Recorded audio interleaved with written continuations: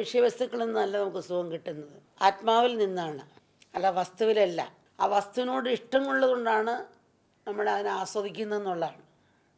കാരണം ഇപ്പോൾ ഉദാഹരണം, നമ്മളൊരു സിഗരറ്റ് വലിക്കുമ്പോൾ സിഗരറ്റിൽ ആനന്ദം കണ്ടെത്തുന്നു, മറ്റേയാൾ ആ സിഗരറ്റിൻ്റെ പുകയാണ് മുഖത്ത് തപ്പിപ്പോന്നു. അതെന്താണ്? വസ്തു ഒന്നാണ്, രണ്ടുപേർക്ക് രണ്ടനുഭവം. ഇയാൾക്ക് ഇഷ്ടമുള്ളത് കൊണ്ട് ആസ്വദിക്കുന്നു, മറ്റേയാൾക്ക് പ്രേമമില്ലാത്തതുകൊണ്ട് അത് ആസ്വദിക്കുന്നില്ല. അപ്പോൾ ഈ പ്രേമം ഇടുന്നുള്ള നമ്മുടെ ഉള്ളിലുള്ള പ്രേമമാണ്. അതിനെ ഈ ചെറിയ ചെറിയ വസ്തുവിലാക്കി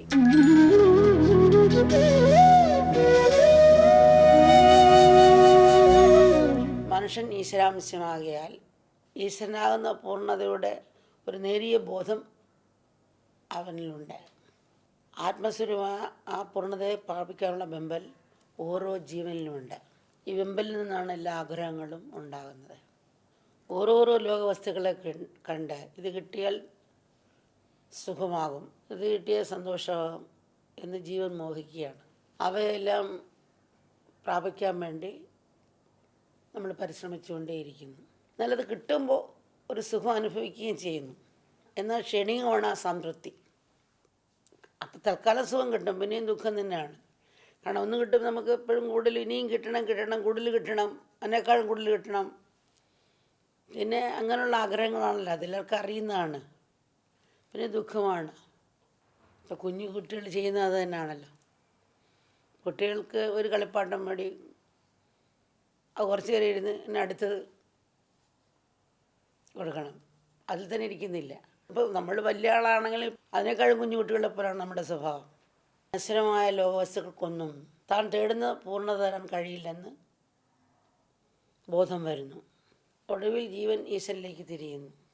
ഉദാഹരണത്തിന് നമ്മൾ റാന്തലിനെ വിളക്ക് കത്തിക്കൊണ്ട് പോവുകയാണ്. അപ്പോൾ മണ്ണെണ്ണ വിളക്കൊണ്ടാണ് റാന്തൽ കത്തുന്നത്. ആ കണ്ണാടിക്കകത്ത് പുക പിടിച്ചു, അപ്പോൾ പ്രകാശം കിട്ടുന്നില്ല. ഇപ്പോൾ പ്രകാശം തരുന്നത് ഈ ഗ്ലാസ്സാണെന്നാണ് നമ്മൾ എടുത്തിരിക്കുന്നത്. കത്തുന്ന തിരുനാളം കൊണ്ടാണ് പ്രകാശം വരുന്നതെന്ന് ചിന്തിക്കാതെ ആണ് നമ്മൾ നീങ്ങുന്നത്. ഉദാഹരണം, നമ്മളിപ്പോൾ ഒരു പഴം പൊളിച്ചിട്ട് തൊലി കഴിക്കുന്നു, അപ്പോൾ നമുക്ക് മധുരം തോന്നാം. ഇപ്പോൾ മാങ്ങയുടെ പുളിയിട്ട് മാങ്ങയുടെ തൊലി കഴിക്കുന്നു, അതിൽ നിന്ന് മധുരം കിട്ടുന്നു. അപ്പോൾ സത്യത്തിൽ ഈ തൊലിയിലുള്ള മധുരം പഴത്തിൻ്റെ ആണ്. പക്ഷേ നമ്മൾ തൊലിയിലാണ് മധുരം കണ്ടെത്തുന്നത്. പക്ഷെ പഴത്തിനോട് ചേർന്ന് നിൽക്കുന്നതുകൊണ്ടാണ് ആ തൊലിയിലൊരു മധുരമുള്ളത്. അതുപോലെ വിഷയവസ്തുക്കളിൽ നിന്നല്ല നമുക്ക് സുഖം കിട്ടുന്നത്, ആത്മാവിൽ നിന്നാണ്, അല്ല വസ്തുവിലല്ല. ആ വസ്തുവിനോട് ഇഷ്ടമുള്ളതുകൊണ്ടാണ് നമ്മൾ അതിനെ ആസ്വദിക്കുന്നതെന്നുള്ളതാണ്. കാരണം ഇപ്പോൾ ഉദാഹരണം, നമ്മളൊരു സിഗരറ്റ് വലിക്കുമ്പോൾ സിഗരറ്റിൽ ആനന്ദം കണ്ടെത്തുന്നു, മറ്റേയാൾ ആ സിഗരറ്റിൻ്റെ പുകയാണ് മുഖത്ത് തപ്പിപ്പോന്നു. അതെന്താണ്? വസ്തു ഒന്നാണ്, രണ്ടുപേർക്ക് രണ്ടനുഭവം. ഇയാൾക്ക് ഇഷ്ടമുള്ളത് കൊണ്ട് ആസ്വദിക്കുന്നു, മറ്റേയാൾക്ക് പ്രേമമില്ലാത്തതുകൊണ്ട് അത് ആസ്വദിക്കുന്നില്ല. അപ്പോൾ ഈ പ്രേമം ഇടുന്നുള്ള നമ്മുടെ ഉള്ളിലുള്ള പ്രേമമാണ്.